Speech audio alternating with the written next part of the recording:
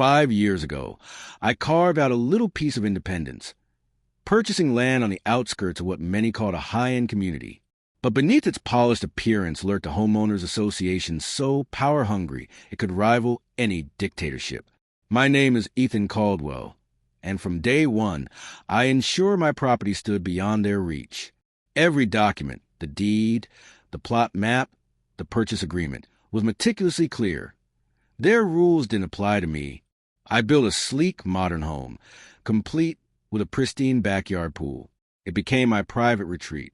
Clean, simple lines, crystal clear water, my loyal dog by my side, and the occasional floating speaker providing music under the sun.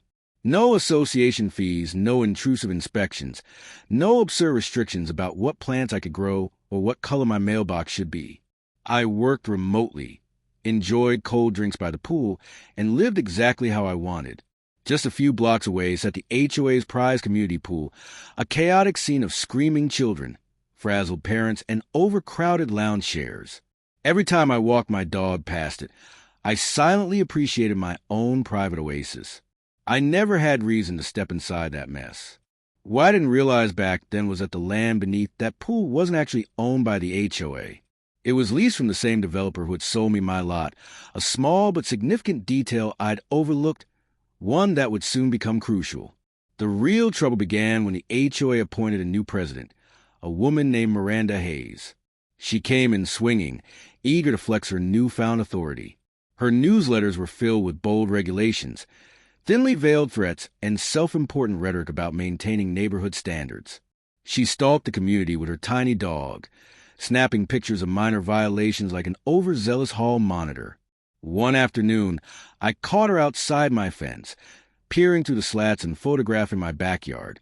"Can I help you?" I asked, keeping my tone measured. "Just taking a look," she replied curtly before marching off. I should have confronted her more firmly, demanded she delete the photos. But I didn't. That was my first mistake. A week later, an envelope arrived, embossed with the HOA's crest like it came from some royal court. But this wasn't a friendly notice. It was a formal accusation. According to them, my pool violated community regulations. They demanded I drain it immediately and threatened daily fines, and even eviction if I refused. Included were photos Miranda had taken through my fence. I read the letter 3 times, struggling to believe it was real. Eviction? For a pool? On land that wasn't even part of their jurisdiction? My paperwork clearly proved I wasn't under their authority. At first, I laughed at the absurdity, but the more I thought about it, the more furious I became. Assuming it was a misunderstanding, I contacted the HOA office. They refused to discuss the matter over the phone, insisting I bring my case to the next monthly meeting. Fine. I gathered every legal document I owned, my deed, the plat map, correspondence from the developer confirming my exemption, and showed up ready to settle things. The meeting felt like a bad town hall scene from a political drama. The room smelled like burnt coffee, filled with bored residents and a few HOA board members acting like senators. At the head table sat Miranda, smug in her tailored blazer, presiding over the room as though she ruled the land. When my turn came, I calmly laid out my case, presenting each document. "My property was never included in your HOA," I stated. This letter was sent in error. Miranda barely looked at my paperwork. "Your pool is visible to other residents. It disrupts the neighborhood's appearance. You need to comply." I violated no laws. "Your association has no authority over my property," I replied firmly. Her expression hardened. "If you refuse, we'll have no choice but to take further action." I warned them that any fines or threats would result in legal consequences, then left. But it was clear facts meant nothing to Miranda. This wasn't about community standards. It was about control. That was only the beginning. Over the next few weeks, my mailbox overflowed with increasingly aggressive violation notices. Bright red, "Final warning" stamps covered each letter, escalating fines to hundreds of dollars per day. Then came the anonymous phone calls. Strangers telling me to get rid of my pool or stop making trouble. The threats grew more unsettling, but I refused to back down. Miranda even went as far as contacting my mortgage lender, feeding them lies about code violations and liens. Fortunately, my lender quickly saw through the fabrication after reviewing my documents. Still, the harassment made one thing clear. Miranda wouldn't stop. She was fixated on forcing me into submission. That's when I remembered the community pool, the one piece of leverage I hadn't yet considered. Years ago, I'd heard whispers that the HOA didn't actually own that land. A quick trip to the county office confirmed it. The land was still owned by the developer, and the HOA's lease was set to expire within a year. I reached out to the developer, a semi-retired man named Tom, and invited him to lunch. I laid everything on the table, my ordeal with the HOA, Miranda's vendetta, and my idea. Tom, tired of dealing with the HOA's constant lowball offers, was open to negotiation. I didn't just propose leasing the land. I offered to buy it outright. For the right price, Tom said, I'd be willing to sell. While Miranda continued her campaign, sending letters, escalating threats, even hinting at legal action, I remained silent. I let her believe she was winning while I worked quietly behind the scenes. Eventually, the deal was finalized. The land under the HOA's beloved community pool was mine. Their pride and joy, the centerpiece of their so-called luxury community, now sat on property I controlled. And just like that, the balance of power shifted. I started gathering everything, organizing folders for letters, emails, voicemails. I even collected photos of Miranda pacing outside my fence, phone held up like she was some sort of amateur detective. Whenever I caught her, I'd smile and wave, knowing it only fueled her obsession. While she busied herself with her little crusade, my deal with Tom moved quickly. He was eager to wash his hands of property, and my attorney ensured the paperwork was airtight. The closing date was scheduled for shortly after the HOA's lease officially ended. Everything was timed perfectly. We even prepared a lease termination notice to serve them as soon as the ink dried. I couldn't wait to watch it all unfold. The lease expired on an unremarkable Tuesday. No drama, no grand announcement, just a simple legal transaction that erased the HOA's claim on the pool. That very morning, I finalized the purchase. The deed was recorded by lunchtime. Before the afternoon was over, the HOA received the official termination notice revoking all their rights to the pool. Within hours, my phone blew up. The HOA's legal team started calling, sending emails, leaving voicemails full of wild accusations. They insisted I had been duped by a scam artist, claiming they still owned the land.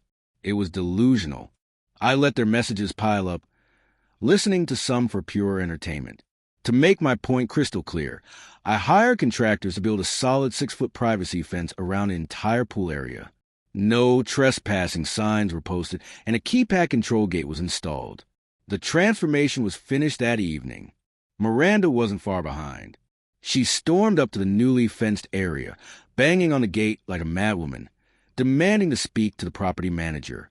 That would be me, I told her calmly as I approached. You're disturbing the community, she hissed. This is HOA property. Not anymore, I replied, smiling. The lease lapsed. I bought it. You can verify with the county records. Her face twisted with rage. We'll take you to court. Please do, I said, unbothered.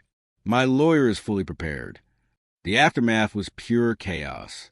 News spread like wildfire. The next HOA meeting turned into a full-blown revolt. Over 70 homeowners packed into the community center, shouting, waving canceled pool bills, demanding accountability. Miranda tried desperately to shift the blame onto me, accusing me of exploiting a loophole. But the facts were undeniable. They'd failed to renew the lease. That was their mistake. Residents were furious. They wanted their money back, money they'd paid for pool access that no longer existed. Some called for Miranda's immediate removal. The meeting descended into shouting matches, and within weeks, she was gone. 3 board members resigned, and Miranda quietly disappeared, reportedly moving to a neighborhood several miles away to escape the fallout. The HOA scrambled to do damage control, offering partial refunds to calm the angry residents. But the damage was done. Lawsuits started looming, and whatever trust the community once had in its board was shattered. As for me, I didn't just keep the pool, I upgraded it. New tiles, sleek lounge chairs, umbrellas, a retractable awning, even an advanced lighting system. My friends loved it. We threw a massive reopening party, floating drinks in hand as music echoed through the night.